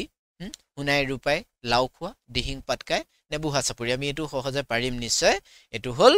দিহিং পাটকাই আৰু যিহেতু এই অসমৰ এই দিহিং পাটকাইক যেহেতু এটা সময় ধ্বংস হ'বলৈ গৈছিল আৰু আজিৰ পৰা 4-5 বছৰ আগতে কি হল ইয়াৰ যথেষ্ট আন্দোলন কৰি দিহিং পাটকাইক নেশনেল পাৰ্ক হিচাপে ইয়াক স্বীকৃতি দিয়া হৈছে হয় না নেকে দিহিং পাটকাই হল কি অসমৰ একমাত্ৰ বৰ্ষাৰণ্য ঠিক আছে নেক্সট আইলে বৰাক নদীক বাংলাদেশত কোন দুটা নামেৰে জনা যায় বৰাক যি নদীখন বৰাক ভেলীৰ মূল নদী বৰাক এই বৰাক নদীখনক এখন বৈ গৈছে কলৈ বাংলাদেশলৈ এতিয়া এই বাংলাদেশত দুটা নামেৰে জনা যায় এই বৰাক নদীখনক এতিয়া কোন দুটা নামে জনা যায় কলংমা নে টুইলং নে কুছিয়াৰা নে খুৰমা আমি সকলোৱে জানো সুৰমাটো জানো হয় না খুৰমা উপত্যকা বুলিও কোৱা হয় এতিয়া খুৰমা উপৰি আৰু কোনটো আমি ইয়াত অপচনত 4 দুটা আছে গতিকে এই দুটাৰ ভিতৰতে হ'ব কাৰণ ইয়াত 4 নাই এইকিটাত 4 নাই হয়নে গতিকে শুদ্ধ উত্তৰ হ'ব এই বাংলাদেশত কুছিয়াৰা বুলিও কোৱা হয় এই বৰাক নদী গতিকে শুদ্ধ উত্তৰ হ'ব সি কুছিয়াৰা আৰু খুৰমা এই দুটা নামেৰে বাংলাদেশত বৰাক নদীখনক জনা যায় নেক্সট আহিলে বৰাক নদী উত্তৰ পাৰৰ উপনৈ কোনখন আমাৰ যেনে ধৰণে ব্ৰহ্মপুত্ৰৰ উত্তৰ পাৰ দক্ষিণ পাৰৰ উপনৈ সমূহৰ আমি জানো এটা আমাৰ ধাৰণা আছে সুবনখিৰি যেনে ধৰণে উত্তৰ পাৰ ঠিক তেনে ধৰণে দিহিং দিচাং দক্ষিণ পাৰৰ নদী হয়নে ব্ৰহ্মপুত্ৰৰ দক্ষিণ পাৰৰ নদী ঠিক তেনে ধৰণে বৰাক নদীৰো উত্তৰ পাৰ দক্ষিণ পাৰৰ তেনেকুৱা ধৰণে নদী আছে এতিয়া উত্তৰ পাৰৰ থকা উপনৈখন কোনখন বৰাক নদীৰ উত্তৰ পাৰত থকা উপনৈখন কিখন কোনখন জাতিংগা জাতিংগা নামৰ এখন নদী আছে জাতিংগা ক'ত আছে আমি নিশ্চয় জানো জাতিংগা কোন জিলাত আছে জাতিংগা য'ত নেকি চৰাই আত্মহত্যা কৰাৰ স্থান বুলি কোৱা হয় হয়নে জাতিংগা ক'ত আছে ডিমা হাছাওত আছে হয়নে একে শুদ্ধ উত্তৰ হ'ব জাতিংগা নদীখন বৰাক নদীৰ এখন উপনৈ আৰু এখন কোন দিশত আছে বৰাক নদীৰ উত্তৰ পাৰত অৱস্থিত ঠিক আছে নেক্সট আহিলে বৰাক নদীৰ দক্ষিণ পাৰৰ উপনৈ কোনখন বৰাক নদীৰ দক্ষিণ পাৰৰো এখন উপনৈ ইয়াতে আছে কোনখন বৰাক নদীৰ উপনৈ কোনখন সেইখন হ'ল সোণাই বৰাক নদীৰ দক্ষিণ পাৰৰ উপনৈ গতিকে আমি এই অসমৰ প্ৰধান নদী ব্ৰহ্মপুত্ৰ আৰু বৰাক গতিকে এই ব্ৰহ্মপুত্ৰ আৰু বৰাক নদীৰ উপনৈ কেইখন আমি সুন্দৰভাৱে আমি তালিকাভুক্ত কৰি ল'ব লাগে আকৌ তাক তালিকাভুক্ত কৰোঁতে আমি এটা কথা লক্ষ্য কৰিব লাগে যে উত্তৰ পাৰ আৰু দক্ষিণ পাৰ এই এনে ধৰণেও আমি উপনৈ কেইখন ভাগ কৰি ল'ব লাগে তেতিয়া আমাৰ নিশ্চয় মনত ৰব ঠিক আছে নেক্সট আহিলে ব্ৰহ্মপুত্ৰ নদী আৰু গংগা নদীৰ সংগমস্থলক কোনটো নামেৰে জনা যায় ব্ৰহ্মপুত্ৰ নদী আৰু গংগা নদী সংযুক্ত হৈছে এটা স্থানত এতিয়া এই সংযোগ হোৱা স্থানডখক কি বুলি কোৱা হয় চাংপু বুলি কোৱা হয় যমুনা বুলি কোৱা হয় মেঘনা বুলি কোৱা হয় নে পদ্মা বুলি কোৱা হয় কি কোৱা হয় এই ব্ৰহ্মপুত্ৰ আৰু গংগা নদী গংগা পশ্চিম বংগৰ মাজেৰে আহি গংগা লগ হৈছেহি তাৰ পাছতে আমাৰ এইফালৰ পৰা গৈ ব্ৰহ্মপুত্ৰ বাংলাদেশৰ মাজেৰে গৈ তাত লগ হৈছেগে ঠিক আছে একে শুদ্ধ উত্তৰ হ'ব কি শুদ্ধ উত্তৰ হ'ব মেঘনা নছেনে কোনো দিছে যমুনা আচলতে ব্ৰহ্মপুত্ৰ খনক এই বাংলাদেশৰ সিকণত যমুনা বুলি কয় কেৱল ব্ৰহ্মপুত্ৰখন তাৰ পাছতে ব্ৰহ্মপুত্ৰ আৰু গংগাখন লগ হোৱাৰ লগে লগে বেলেগ এটা নাম হৈছে আৰু সেইটো হ'ল মেঘনা বুজিছেনে ব্ৰহ্মপুত্ৰ আৰু সেইখন লগ হোৱাখনৰ মেঘনা বুলি কোৱা হয় ঠিক আছে নেক্সট আহিলে ব্ৰহ্মপুত্ৰ উপত্যকা আৰু বৰাক উপত্যকাৰ মাজত বিচ্ছেদক ৰূপে থকা পাহাৰলানিৰ নাম কি ব্ৰহ্মপুত্ৰ আৰু বৰাক ভেলী ডিভাইড কৰিছে এটা পাহাৰে এটা পৰ্বতলানি এতিয়া এই পৰ্বতলানিটোৰ নাম কি মাউণ্টেন ৰেঞ্জে ইয়াক ডিভাইড কৰিছে এতিয়া এই মাউণ্টেন ৰেঞ্জটোৰ নাম কি এটো হ'ল কি আমি সকলোৱে জানো বৰাইল পাহাৰ হয়না বৰাইল পাহাৰে ব্ৰহ্মপুত্ৰ আৰু বৰাক ভেলীক ডিভাইড কৰিছে নেক্সট আহিলে বৰাক নদী অসমৰ চুবুৰীয়া কোন ৰাজ্যৰ পৰা আহিছে বৰাক নদীখনৰ উৎপত্তিস্থল আমাৰ অসমত নহয় ই অন্য এখন ৰাজ্যৰ পৰাই কি হৈছে বৈ আহিছে এতিয়া কোনখন ৰাজ্যৰ পৰা অসমলে বৈ বৰাক নদী অসমৰ মাজেৰে বাংলাদেশলৈ বৈ গৈছে এতিয়া এই কোনখন স্থানৰ পৰা আহিছে কোনখন ষ্টেটৰ পৰা আহিছে শুদ্ধ উত্তৰ হ'ব মণিপুৰ মানে মণিপুৰৰ পৰা বৈ আহিছে এই বৰাক নদীখন কোনে দিছে মেঘালয় ভুল উত্তৰ দেখে মণিপুৰৰ পৰাহে আহিছে নেক্সট আহিলে অসমৰ ক'ত হাতীদাঁতৰ বস্তু তৈয়াৰ কৰা হয় হাতীদাঁতৰ শিল্প মানে হাতীদাঁত নিৰ্মাণ কৰা হাতীদাঁতৰ সামগ্ৰী নিৰ্মাণ কৰা কাৰখানা আছে অসমৰ কোন স্থানত বৰপেটাত আছে গোৱালপাৰাত আছে ধুবুৰীত আছে নে নগাঁৱত আছে অৰ্থাৎ এই হাতীদাঁতসমূহৰ বিভিন্ন ধৰণৰ তাতে মানে অলংকাৰৰ পৰা আৰম্ভ কৰি বিভিন্ন ধৰণৰ সামগ্ৰী তৈয়াৰ কৰা হয় আৰু হেয়া ক'ত আছে বৰপেটাত আছে হয়নে হেয়া শুদ্ধ উত্তৰ হ'ব বৰপেটাত হাতীদাঁতৰ শিল্প আছে হাতীদাঁতৰ কাৰখানা আছে নেক্সট আহিলে বাংলাদেশত সোমোৱাৰ পিছত ব্ৰহ্মপুত্ৰ নদী কি নামেৰে জনা যায় এতিয়া গংগা আৰু ব্ৰহ্মপুত্ৰৰ সংগমস্থলডখক আমি মেঘনা বুলি ক'লো ইতিমধ্যে হয়নে এতিয়া এই বাংলাদেশত সোমোৱাৰ পিছত ব্ৰহ্মপুত্ৰ নদীখনৰ নাম কি হৈ যায় বাংলাদেশত সোমোৱাৰ লগে লগে ব্ৰহ্মপুত্ৰক কি বুলি জনা যায় যমুনা বুলি জনা যায় ব্ৰহ্মপুত্ৰক যমুনা নামেৰে জনা যায় ঠিক আছে যমুনা বুলি কোৱা হয় ব্ৰহ্মপুত্ৰ ঠিক আছে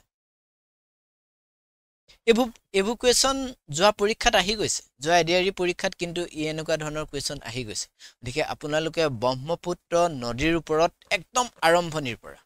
একদম ক'ত উৎপত্তিস্থল, সেই উৎপত্তিস্থলৰ পৰা ব্ৰহ্মপুত্ৰৰ বিষয়ে আমি চাবই লাগিব। ব্ৰহ্মপুত্ৰৰ বিষয়ত এটা নহয় এটা কুৱেশ্যন মাষ্ট বি যোৱা পৰীক্ষাসমূহত আহি আছে। গতিকে মাষ্ট বি নেক্সট পৰীক্ষাটো অহাৰ খুবেই সম্ভাৱনা আছে। ঠিক আছে, নেক্সট আহিলে 2011 চনৰ লোকপিয়ল অনুসৰি অসম ৰাজ্যই সমগ্ৰ ভাৰতবৰ্ষৰ কিমান শতাংশ ঠাই আগুৰি আছে? অসমে কিমান শতাংশ ভাৰতবৰ্ষৰ যিমান মাটিকালি তাৰ ভিতৰত কিমান শতাংশ অসমে আগুৰি আছে সেইটো লাগে, সেইটো কুৱেশ্যনত কোৱা হৈছে। কিমান শতাংশ চাওঁ আমি কিমান পাৰ্চেণ্ট আছে। 2.39% অসমে আৱৰি আছে ভাৰতবৰ্ষৰ যিমান মাটিকালি তাৰ ভিতৰত 2.39% আৱৰি আছে অসমে, কভাৰ কৰি আছে অসমে। ঠিক আছে, নেক্সট অসমৰ কোন জিলাত গৰম পানীৰ উঁহ আছে? গৰম পানীৰ উঁহ আছে অসমৰ কোনখন জিলাত আছে? গোলাঘাট, কাৰ্বি আংলং, নগাঁও, ডিমা হাছাও। ক'ত আছে? গৰম পানী হট ৱাটাৰ স্প্ৰিং আছে। শুদ্ধ উত্তৰ হ'ব কাৰ্বি আংলং। হয়নে? বহুতে পাৰিছে কাৰ্বি আংলং, বহুতে দিছে। নেক্সট আহিলে দেওহা আৰু বনৰীয়া ঘোঁৰা অসমৰ ক'ত পোৱা যায়? দেওহা আৰু বনৰীয়া ঘোঁৰা এখন ৰাষ্ট্ৰীয় উদ্যানৰ আটাইতকৈ উল্লেখযোগ্য মানে এনিমেল। এতিয়া কোনখন ৰাষ্ট্ৰীয় উদ্যানত এইকেইটা পোৱা যায়? ডিব্ৰু-চৈখোৱা ৰাষ্ট্ৰীয় উদ্যান। হয়নে? শুদ্ধ উত্তৰ হ'ব ডিব্ৰু-চৈখোৱা নেশ্যনেল পাৰ্ক। নেক্সট আহিলে অসমৰ ক'ত চাহ গৱেষণা কেন্দ্ৰ আছে? অসমৰ চাহ গৱেষণা কেন্দ্ৰ ক'ত আছে? এইবোৰত আমি সদায় পাই থকা কুৱেশ্যন, কিন্তু আমি যেতিয়া প্ৰেক্টিছ কৰি নাথাকোঁ তেতিয়া আমি পাহৰি গুচি যাওঁ। হয়নে? গতিকে আমি সহজ বুলি কুৱেশ্যনবোৰ এৰি দিলে নহ'ব, আমি তাক চায়ে থাকিব লাগিব। এতিয়া ক'ত আছে? অসমৰ ক'ত চাহ গৱেষণা কেন্দ্ৰ আছে? যোৰহাটত কোন ঠাইত আছে আমি জানোনে? যোৰহাটত কোন ঠাইত চাহ গৱেষণা কেন্দ্ৰ আছে? নেক্সট আহিলে অসমৰ কোন চহৰক তেলৰ চহৰ বুলি জনা যায়? অসমৰ এখন চহৰক অইল চিটি বুলি কোৱা হয়। যেনেকৈ টি চিটি বুলিও এখনক কোৱা হয়, ঠিক তেনেধৰণে অইল চিটি বুলি কোনখন চিটিক কোৱা হয়? অসমৰ কোনখন চিটিক? সেয়া হ'ব ডিগবৈ। হয়নে? ডিগবৈত যিহেতু ভাৰতবৰ্ষৰ নালাগে এছিয়া মহাদেশৰ প্ৰথমটো তেলৰ পুং তাতে আৰম্ভ হৈছিলে। হয়নে? গতিকে তাতে তেল উদ্ভাৱন কৰিবৰ কাৰণে প্ৰথম ডিগবৈতে আৰম্ভ হৈছে। গতিকে শুদ্ধ উত্তৰ হ'ব ডিগবৈ। নেক্সট আহিলে অসম চাহ কোম্পানী গঠন কেতিয়া হৈছিল? এই অসম চাহ কোম্পানীৰ জৰিয়তে অসমত যিমান চাহ উৎপাদন হৈছিলে বা অসমত চাহ বিকাশৰ কাৰণে কাম বন কৰিছিলে এই অসম চাহ কোম্পানী। এতিয়া এই অসম চাহ কোম্পানী কিমান চনত প্ৰতিষ্ঠা হৈছিলে? শুদ্ধ উত্তৰ হ'ব 1839, 1839 চনতে অসমত চাহ কিমান চনত মানে আৱিষ্কাৰ হৈছিলে আমি জানোনে? অসমত চাহ কিমান চনত আৱিষ্কাৰ হৈছিলে? আৰু অসমত এই অসম চাহ কোম্পানী প্ৰতিষ্ঠা হৈছিলে 1839 চনত। ঠিক আছে, নেক্সট আহিলে অসমৰ চাহ খেতি প্ৰথম ক'ত আৰম্ভ কৰা হৈছিল? অসমৰ প্ৰথম চাহ বাগান কোন ঠাইত আৰম্ভ হৈছিল? অসমৰ চাহ খেতি প্ৰথম কোন ঠাইত আৰম্ভ হৈছিল? চাবুৱা, টুকলাই, লিডু নে মোনাবাৰী? ক'ত অসমৰ প্ৰথম চাহ বাগান বা চাহ খেতি কৰাৰ আৰম্ভ হৈছিল? ডিব্ৰুগড়ৰ চাবুৱাত। হয়নে? ডিব্ৰুগড়ৰ চাবুৱাত পোনপ্ৰথমে চাহ খেতি আৰম্ভ হৈছিল চাবুৱাত। নেক্সট আহিলে অসমৰ প্ৰথমটো কৃষক বিদ্ৰোহৰ নাম কি? কৃষক বিদ্ৰোহ, অসমৰ প্ৰথম কৃষক বিদ্ৰোহটোৰ নাম কি? ফুলগুৰি ধেবা নে পথৰুঘাটৰ ৰণ, চিপাহী বিদ্ৰোহ নে মোৱামৰীয়া বিদ্ৰোহ? এইসমূহৰ ভিতৰত চিপাহী বিদ্ৰোহ আৰু মোৱামৰীয়া বিদ্ৰোহটো কৃষিৰ লগত যুক্ত নহয়। হয় না? গতিকে ফুলগুৰি ধেবা বা পথৰুঘাটৰ ৰণ হ'ব পাৰে। হয় না? চাওঁ আমি কোনটোনো? শুদ্ধ উত্তৰ হ'ব ফুলগুৰি ধেবা। ফুলগুৰি ধেবা অসমৰ প্ৰথম কৃষক বিদ্ৰোহ ঠিক আছে কৃষকসকলে কৰা প্ৰথম বিদ্ৰোহ এতিয়া 2011 চনৰ যি লোকপিয়ল এই লোকপিয়ল অনুসৰি অসমৰ সৰ্বনিম্ন জনবসতি ঘনত্ব জিলা কোনখন অৰ্থাৎ আটাইতকৈ কম ঘনত্ব থকা জিলাখনৰ নাম কি ডিমা হাছাও নে কাৰ্বি আংলং নে ধেমাজি এই তিনিখনৰ ভিতৰতে এখন হ'ব গতিকে কোনখনত আটাইতকৈ কম জনসংখ্যা ঘনত্ব আছে চাও আমি শুদ্ধ উত্তৰ কি হ'ব শুদ্ধ উত্তৰ হ'ব ডিমা হাছাওত আটাইতকৈ কম জনবসতি ঘনত্ব আমি দেখিবলৈ পাইছো 2011 চনৰ সেন্সাস অনুসৰি যদিহে 2021 চনৰ সেন্সাসৰ ৰিপোৰ্ট আহে তেতিয়া হলে হয়তো বেলেগ হ'ব পাৰে ঠিক আছে নেক্সট আইলে 2011 চনৰ লোকপিয়ল মতে প্ৰতি বৰ্গ কিলোমিটাৰ অসমৰ জনবসতি ঘনত্ব কিমান অসমত 2011 চনৰ যি লোকপিয়ল ই অনুসৰি অসমত প্ৰতি বৰ্গ কিলোমিটাৰত কিমানজন লোকে বসবাস কৰে পাৰ স্কয়াৰ মিটাৰত কিমান জনে বসবাস কৰে কিমান জনে 398 চাৰিখলে দুজন কম হয়নে চাৰিখলে দুজন কম ঠিক আছে নেক্সট আইলে বৰুভূমিৰ মাস্কট বুলি কোনবিধ প্ৰাণীক জনা যায় এবিধ বৰুভূমিৰ মাস্কট বুলি এবিধ প্ৰাণীক কোৱা হয় ই চাৰিটা জীৱৰ ভিতৰত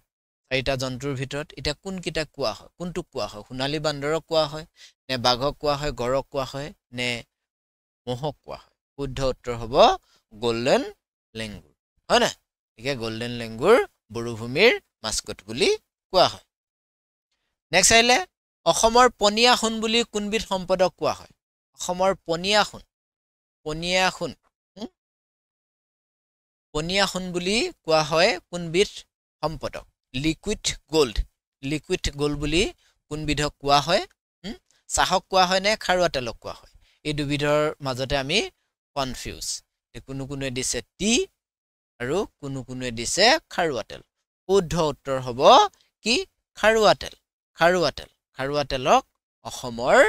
কি বুলি কোৱা হয় লিকুইড গোল্ড বুলি কোৱা হয় ঠিক আছে নেক্সট আইলে অসমৰ পাহাৰীয়া জিলা কেইখনত হাবি জংঘল কাটি ঠাই হলাই কৰা খেতি কি নামেৰে জনা যায় অসমৰ এই পাহাৰীয়া যি জিলা কেইখন আছে এই জিলা কেইখনত এবিধ খেতি কৰে যিবিধ খেতি নেকি এটা স্থানত 2 বছৰ বা 3 বছৰতকৈ বেছি নকৰে আৰু এই পাহাৰৰ হাবি জংঘল কাটি এই খেতি কৰে একেলগতে গোটেইখিনি মানুহে একেলগতে কৰে একেটা এৰিয়াতে দিগে এই খেতি এনে ধৰণে কৰা খেতিটোক কি বুলি কোৱা হয় ঝুম খেতি বুলি কোৱা হয় মানে ঝুম খেতি আকৌ সেই ঝুম খেতিত আকৌ যেতিয়া খাপ কৰি খেতি কৰা হয় তাক আকৌ খাপ খেতি বুলি কোৱা হয় বুজিছেনে অৰ্থাৎ হাবি জংঘলসমূহ কাটি যেতিয়া তাত পানীৰ ব্যৱস্থাৰ কাৰণে জলসিঞ্চনৰ কাৰণে যেতিয়া খাপ কৰি তাত ধান খেতি কৰে ৰুৱাৰ ব্যৱস্থা কৰে তেতিয়া তাক আকৌ খাপ খেতি বুলি কোৱা হয় ঠিক আছে একে শুদ্ধ উত্তৰ হ'ব ঝুম খেতি নেক্সট হাজুক অন্য কি নামেৰে জনা যায় হাজু আমাৰ অসমৰ এখন প্ৰসিদ্ধ স্থান হাজু যি নেকি হিন্দু ইছলাম আৰু বৌদ্ধ ধৰ্মৰ মিলন ভূমি বুলি কোৱা হয় এই হাজুক আমি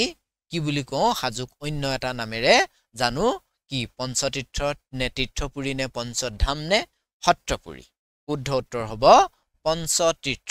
পঞ্চতীৰ্থ বুলি হাজুক জনা যায় এইসমূহ কোৱেশ্যন আমি সদায় পাই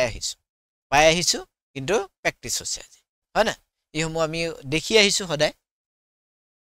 ঠিক আছে নেক্সট নাৰিকলী মন্দিৰ ক'ত অৱস্থিত নাৰিকলী মন্দিৰ অসমৰ এটা স্থানত নাৰিকলী মন্দিৰ বুলি এটা মন্দিৰ আছে এই নাৰিকলী মন্দিৰ অসমৰ কোন স্থানত আছে কাছাৰত আছে নে দৰঙত আছে নে বিশ্বনাথত আছে নে তিনিচুকীয়াত আছে শুদ্ধ উত্তৰ ক'ত আছে দৰং জিলাত আছে নাৰিকলী মন্দিৰ ঠিক আছে নেক্সট আহিলে মাৰাতলংগী অভয়াৰণ্য অসমৰ কোনখন জিলাত অৱস্থিত এখন অভয়াৰণ্য মাৰাতলংগী গতিকে এই মাৰাতলংগী অভয়াৰণ্যখন কোনখন জিলাত আছে কাৰ্বি আংলং কৰিমগঞ্জ বাক্সা নে হাইলাকান্দি শুদ্ধ উত্তৰ হ'ব বহুতে দিছে কাৰ্বি আংলং গতিকে শুদ্ধ উত্তৰ কাৰ্বি আংলঙত আছে এই মাৰাতলংগী লংগি নামৰ অভয়াৰণ্য নেক্সট আহিলে বনৰীয়া চৰাই আত্মহত্যাৰ স্থল বুলি অসমৰ কোনখন ঠাইক জনা যায় অসমৰ কোনখন ঠাইক জনা যায় কোনখন ঠাইক মই অকনমান আগত কথাৰ প্ৰসংগত কৈ আছিলো হেয়া হল জাতিংগাত চৰাইবোৰে আত্মহত্যা কৰিবলৈ যায় বা তেওঁলোকে বয়স হৈ যেতিয়া মৃত্যু হ'ব বুলি গম পায় তেতিয়া এই হেৰিয়লে যায় এই জাতিংগাক কি চৰাই ই বৃন্দাবন বুলিও কোনোৱে কোৱা দেখা যায় ঠিক আছে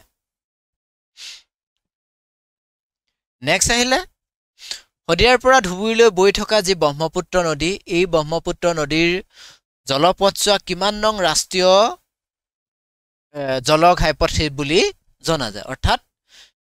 ভাৰতবৰ্ষৰ যি যেনেধৰণে স্থলৰ নেশ্যনেল হাইৱে আছে ঠিক তেনেধৰণে ৱাটাৰ নেশ্যনেল হাইৱেও আছে আমাৰ অসমত এতিয়া এই ৱাটাৰ নেশ্যনেল হাইৱে হিচাপে ব্ৰহ্মপুত্ৰ নদীখনত তাক ৱাটাৰ নেশ্যনেল হাইৱে বুলি কোৱা হয় এতিয়া এই ৱাটাৰ নেশ্যনেল হাইৱেটো কিমান নম্বৰ ৱাটাৰ নেশ্যনেল হাইৱে কিমান নম্বৰ নম্বৰ 1 নে নম্বৰ 2 নম্বৰ 3 নম্বৰ 4 কিমান নম্বৰ বুলি কোৱা হয় শুদ্ধ উত্তৰ 2 নম্বৰ ৰাষ্ট্ৰীয় জলপথ বুলি কোৱা হয় এই শদিয়াৰ পৰা ধুবুৰীলৈকে যিটো ব্ৰহ্মপুত্ৰৰ ওপৰত ব্ৰহ্মপুত্ৰে জলপৃষ্ঠত যিটো মানে জাহাজ চলাচল কৰিবৰ কাৰণে যিটো পথ আছে এই পথছোৱাক কি 2 নং নেশ্যনেল ৱাটাৰ হাইৱে বুলি কোৱা হয় নেক্সট কোনখন নদীয়ে মাজুলীৰ সৈতে লখিমপুৰ জিলা সীমা নিৰ্ধাৰণ কৰিছে এই কোৱেশ্যনটো যোৱা পৰীক্ষাত আহি গৈছে যোৱা পৰীক্ষাত গম পাইছেনে অৰ্থাৎ এই মাজুলী আৰু লখিমপুৰ জিলা যিটোৰ কাৰণত নেকি আমি হয় বেলেগ জিলাৰ বিষয়ে সুধিব পাৰিলেন কিন্তু সোধা নাই কাৰণ এইটো কাৰণে সোধা হৈছে মাজুলীক যিহেতু পৃথিৱীৰ সৰ্ববৃহৎ নদীদ্বীপ বুলি কোৱা হৈছে আৰু এই নদীদ্বীপটো এফালে ব্ৰহ্মপুত্ৰ আছে আনফালে এই নদীখন আছে এই নদীখনে আৰু ব্ৰহ্মপুত্ৰ নদী এইখন ব্ৰহ্মপুত্ৰৰ পৰা ফালি অহা এখন নদী গতিকে এই নদীখনক কেন্দ্ৰ কৰিয়েই নদীদ্বীপ হিচাপে ইয়াক স্বীকৃতি দিয়া হৈছে গতিকে এই নদীখন ঢকুৱাখনা আৰু মাজুলীক সীমা হিচাপে থিয় দি আছে গতিকে এই নদীখনৰ নাম কি এই নদীখনৰ নাম হ'ল খেৰকটীয়া নদী বুজিছেনে খেৰকটীয়া নদী ব্ৰহ্মপুত্ৰৰ পৰাই ই ওলাইছে আৰু এই নদীখনে যিটো দ্বীপ সৃষ্টি কৰিছে ব্ৰহ্মপুত্ৰ নদীৰ সুবনখিৰি নদীও এটা অংশ আছে কিন্তু এই নদীখন গৈ সুবনখিৰি নদীত পৰিছে বুজিছেনে সুবনখিৰি নদীতকৈ বেছি এই খেৰকটীয়া নদী অংশটো আছে গতিকে শুদ্ধ উত্তৰ হ'ব খেৰকটীয়া নদী নেক্সট আহিলে অসমৰ কলম্বাছ বুলি কোন জনগোষ্ঠীক কোৱা হয় কলম্বাছে কি আৱিষ্কাৰ কৰিছিল আমেৰিকা আৱিষ্কাৰ কৰিছিল হয় না কলম্বাছে এতিয়া অসমৰ কলম্বাছ বুলি এটা জনগোষ্ঠীক কোৱা হয় এতিয়া কোনটো জনগোষ্ঠীক অসমৰ কলম্বাছ বুলি কোৱা হয় সেই জনগোষ্ঠীটো হ'ল কাৰ্বি সকলক অসমৰ কলম্বাছ বুলি কোৱা হয় এতিয়া এই কাৰ্বি সকলকনো অসমৰ কলম্বাছ বুলি কোনে কৈ থৈ গৈছে কাৰ্বি সকলক অসমৰ কলম্বাছ বুলি এজন লোকে কৈ থৈ গৈছে এতিয়া সেই লোকজন কোন লক্ষ্মীনাথ বেজবৰুৱা গোপীনাথ বৰদলৈ বিষ্ণুপ্ৰসাদ ৰাভা নে ভূপেন হাজৰিকা কোনে কাৰ্বি সকলক অসমৰ কলম্বাছ বুলি কৈ থৈ গৈছে সেয়া হ'ব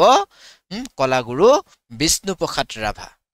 বিষ্ণুপ্ৰসাদ ৰাভাই কাৰ্বি সকলক অসমৰ কলম্বাছ বুলি অভিহিত কৰি থৈ গৈছে নেক্সট কোন জনগোষ্ঠীয়ে নিজকে জিমছনায়া বুলি পৰিচয় দিয়ে নিজকে এটা জনগোষ্ঠীয়ে নিজকে জিমছনায়া বুলি পৰিচয় দিব বিচাৰে সেই জনগোষ্ঠীটো কি কাৰ্বি গাৰু তিৱা নে দেউৰী কোন জনগোষ্ঠীয়ে এয়া হ'ল দেউৰী সকলে নিজকে জিমছনায়া বুলি কয় ঠিক আছে নেক্সট আহিলে অসমৰ ৱৰ্ডশ্বৰ্ট বুলি জনপ্ৰিয়ভাৱে কাক জনা যায় অসমৰ ৱৰ্ডশ্বৰ্ট বুলি এজন কবিক কোৱা হয় ৱৰ্ডশ্বৰ্টে কি লিখিছিলে ৱৰ্ডশ্বৰ্ট কবিতা লিখিছিলে ইংৰাজী সাহিত্যৰ এজন জনপ্ৰিয় কবি হ'ল ৱৰ্ডশ্বৰ্ট তেওঁৰ কি প্ৰকৃতিৰ বিষয়ত তেওঁ বিশেষভাৱে কবিতা লিখিছিলে প্ৰকৃতিৰ যিকোনো উপাদানৰ সম্পৰ্কত তেওঁ খুব সুন্দৰভাৱে কবিতা লিখিছিলে এতিয়া অসমৰো ঠিক তেনেধৰণৰ এইসকলৰ ভিতৰত এজন কবি আছে যি প্ৰকৃতিৰ উপাদান চৰাই বিহগী বিহগীক লৈ কবিতা ৰচনা কৰিছিল এতিয়া বিহগী কবি বুলি আমি কাক জানো এজন হল ৰঘুনাথ চৌধুৰী গতিকে ৰঘুনাথ চৌধুৰীক কোৱা হয় অসমৰ ৱৰ্ডশ্বৰ্ড বুলি কোৱা হয় ৰঘুনাথ চৌধুৰী ঠিক আছে নেক্সট আইলে কোনে গোপীনাথ বৰদলৈক লোকপ্ৰিয় উপাধি প্ৰদান কৰিছিল গোপীনাথ বৰদলৈক আমি কি বুলি কওঁ আমি লোকপ্ৰিয় গোপীনাথ বৰদলৈ হয় না লোকপ্ৰিয় গোপীনাথ বৰদলৈ বুলি আমি কওঁ এই গোপীনাথ বৰদলৈ এতিয়া এই লোকপ্ৰিয় সন্মানটো কোনে প্ৰদান কৰিছিল জয়ৰাম দাস দৌলতৰামে দিছিল নে তৰুণৰাম ফুকনে দিছিল সৰ্বপল্লী ৰাধাকৃষ্ণনে দিছিল নে জ্যোতিপ্ৰসাদ আগৰৱালাই দিছিল চাও আমি কোনে দিছিল নো ইয়া দিছিল দৌলতৰামে এই গোপীনাথ বৰদলৈক দিছিল এই লোকপ্ৰিয় সন্মানটো ঠিক আছে গতিকে শুদ্ধ উত্তৰ হ'ব এ নেক্সট কোৱেশ্চন আহিলে কোনগৰাকী অসমীয়া গায়িকাক নাইটিংগেল অফ আছাম নামেৰে জনা যায় এইসমূহ কুৱেশ্যন যোৱা পৰীক্ষাত আহি গৈছে বুজিছেনে যোৱা পৰীক্ষাত অহা প্ৰায়বোৰ কুৱেশ্যন ইয়াতে দিছোঁ গতিকে এই নাইটিংগেল অফ আছাম বুলি এজন গীতিকাৰক গায়িকাক কোৱা হয় এতিয়া এই গায়িকাগৰাকী কোনগৰাকী যাক নাইটিংগেল অফ আছাম বুলি কোৱা হয় দীপালী বৰঠাকুৰ অনিমা চৌধুৰী প্ৰতিমা বৰুৱা পাণ্ডে নে অৰ্চনা মহন্ত কাক কোৱা হয় আমি এদিন জুবিন গাৰ্গৰ সম্পৰ্কত এদিন কেৱল জুবিন গাৰ্গৰ বিষয়ত আমি এদিন MCQ আনিম জুবিন গাৰ্গ জীৱন সম্পৰ্কীয় জুবিন গাৰ্গৰ সম্পৰ্কত যিমান আগন্তুক পৰীক্ষাত কিন্তু জুবিন গাৰ্গৰ এটা নহয় এটা কুৱেশ্যন অহাটো আমাৰ খুবেই সম্ভাৱনা আছে হয়নে যেটো জুবিন গাৰ্গৰ যি আমি দেখিছোঁ অভূতপূৰ্ব আমাৰ ভালপোৱা আছে প্ৰত্যেকজন অসমীয়া হয়নে গতিকে এই জুবিন গাৰ্গৰ সম্পৰ্কত আমি খুব সুন্দৰভাৱে চোৱাটো প্ৰয়োজন আছে শুদ্ধ উত্তৰ হ'ব দীপালী বৰঠাকুৰক নাইটিংগেল অফ আছাম বুলি কোৱা হয় ঠিক আছে নেক্সট আহিলে অসমৰ কোনখন জিলাৰ অৰ্থ হ'ল পাহাৰত জিলিকি থকা চহৰ অসমৰ এই ঠাইসমূহৰ ভিতৰত এখন ঠাইৰ নাম কি ইয়াৰ অৰ্থটো হ'ল প্ৰকৃত অৰ্থটো হ'ল পাহাৰত জিলিকি থকা চহৰ নামটো বেলেগ কিন্তু তাৰ অৰ্থটো যদিহে আমি সেই ঠাইখনৰ নামটোৰ অৰ্থ বিচাৰি যাওঁ তেতিয়াহ'লে আমি পাহাৰৰ জিলিকি থকা চহৰ পাহাৰৰ নামনিত জিলিকি থকা চহৰ বুলি আচলতে পাহাৰৰ নামনিত বা পাহাৰত জিলিকি থকা ইয়াত নামনিটো হ'ব পাৰে দেই নামনিটো হ'ব পাৰে আৰু সেইটো হ'ব কি চৰাইদেউ টাই ভাষাৰ এটা শব্দ এটা নাম টাই ভাষাৰ এই চৰাইদেউৰ অৰ্থটো হ'ল কি পাহাৰৰ নামনিত জিলিকি থকা এখন চহৰ আৰু এই চৰাইদেউ এই নামটো কিয় আমাৰ যিহেতু মৈদাম আছে চৰাইদেউ মৈদাম বিশ্ব ঐতিহ্য ক্ষেত্ৰ হিচাপে ইতিমধ্যে স্বীকৃতিপ্ৰাপ্ত গতিকে এই নামটোৰ অৰ্থ আমি জানিব লাগিব বুজিছেনে এই চৰাইদেউ নামৰ অৰ্থটো আমি জানিব লাগিব কাৰণ বিশ্ব ঐতিহ্য ক্ষেত্ৰ ক'ত আছে আমাৰ নিচেই ওচৰতে অসমত আছে হয়নে গতিকে আমি এই নামটো জানিব লাগিব ঠিক আছে নেক্সট আহিলে ৰাভা জনগোষ্ঠীৰ প্ৰতীক চৰাই কোনবিধ ৰাভা জনগোষ্ঠীৰ এই চৰাইবোৰৰ ভিতৰত এটা চৰাইক তেওঁলোকে বিশেষ সন্মান প্ৰদান কৰে তেওঁলোকৰ যিকোনো হেৰিয়ত এই প্ৰতীকী হিচাপে ব্যৱহাৰ কৰি অহা আমি দেখিবলৈ পাই আহিছোঁ গতিকে সেই চৰাইবিধৰ নাম কি ধনেশ দেওহাঁহ মৰা চৰাই নে মাছুৰুকা শুদ্ধ উত্তৰ হ'ব মাছুৰুকা চৰাইক ৰাভা জনগোষ্ঠীৰ প্ৰতীক হিচাপে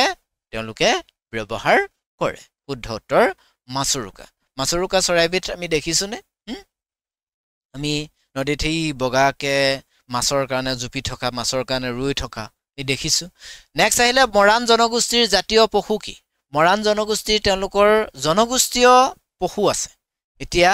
সেই জনগোষ্ঠীয় পশুবিধৰ নাম কি মৰাণ জনগোষ্ঠীৰ গৰু মহ হাতী নে গড় কি মৰাণ জনগোষ্ঠীৰ জনগোষ্ঠীয় যি পশু জনগোষ্ঠীয় পশুবিধৰ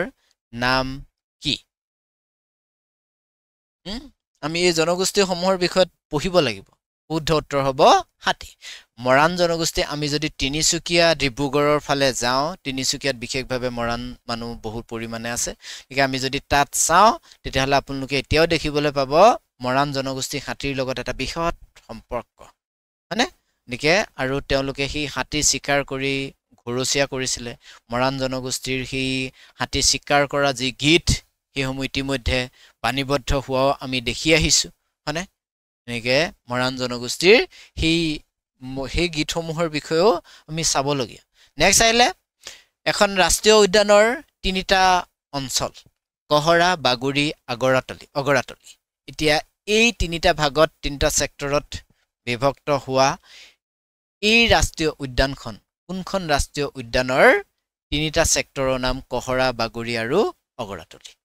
কোনখন নেশনেল পাৰ্কৰ মানে তিনিটা অঞ্চল তিনিটা ভাগ কহৰা বাগুৰি আৰু অগৰাতলি শুদ্ধ উত্তৰ হ'ব কাজিৰঙা নেশনেল পাৰ্কক এই তিনিটা ভাগত ভাগ কৰা হৈছে ঠিক আছে প্ৰশাসনীয় সুবিধাৰ কাৰণে তেওঁলোকৰ যিসকল ৰেঞ্জাৰ আছে ৰেঞ্জাৰ সকল তেওঁলোকৰ বন বিষয় আছে বন বিষয়সকল তেওঁলোকৰ প্ৰশাসনিক দিশ পৰিচালনা কৰিবৰ বাবে সুবিধা হৈ এই তিনিটা ভাগত তেওঁলোকে ভাগ কৰি লৈছে ঠিক আছে গতিকে আজিৰ এই 50টা এমচিকিউয়ে অসমৰ বিভিন্ন বিষয়ত আমি এই 50টা এমচিকিউ আনিলো এই এমচিকিউ সমূহ আমি যোৱা পৰীক্ষা সমূহত বহুত কেইটা এমচিকিউ আহি গৈছে গতিকে এনেকুৱা ধৰণে আমি পাই আহিছো এমচিকিউ হ'ব সদায় দেখি আহিছো এইবোৰ এমচিকিউ কিন্তু আমি পাহৰি আমাৰ অনুশীলনৰ অভাৱত আমি এইসমূহ পাহৰি থাকিম মানে গতিকে আমি এইসমূহ মাজে সময়ে আমি এইসমূহ চাই থাকিব লাগিব ঠিক আছে সহজ কোৱেশ্চন তেনেই কিন্তু আমি অসাৱধান বশত আমাৰ এইবোৰে ভুল হৈ যায় ঠিক আছে গতিকে আসাম পুলিচৰো আমাৰ এটা কোৰ্স আছে এই কোৰ্সটো যদি আপোনালোকে বাই কৰো বুলি ভাবে বাই কৰিব পাৰিব 499 আপোনালোকে এই কোৰ্সটো বাই কৰি ল'ব পাৰিব ইয়াতো সেই একে ধৰণেই আমাৰ আসাম পুলিচৰ যি সিলেবাস আছে এই সিলেবাসৰ গোটেইখিনি বস্তু ইয়াতে পঢ়ুৱা হ'ব ঠিক আছে গতিকে ইয়াতে ওপেন ক্লাছৰ পিডিএফ দিয়া নহয় ওপেন ক্লাছ আমাৰ যেতিয়া এপত ক্লাছ লোৱা হেৰি কৰিবা বাই কৰিবা তেতিয়াহে আমাৰ পিডিএফ পাবা ঠিক আছে গতিকে এই কোৰ্সটো কোনোবাই বাই কৰিবলৈ হলে আমাৰ 8638187142 এই নাম্বাৰটোত কল কৰি ইয়াত অফাৰো চলি থাকে মাজে সময়ে গতিকে অফাৰো কিছুমান ৰেহাই পাবও পাৰে ঠিক আছে সকলোকে ধন্যবাদ জনাই আজিৰ ক্লাছটো ইমানতে সামৰণি মাৰিছো গতিকে সকলোকে ধন্যবাদ জনাইছো জয় আই অসম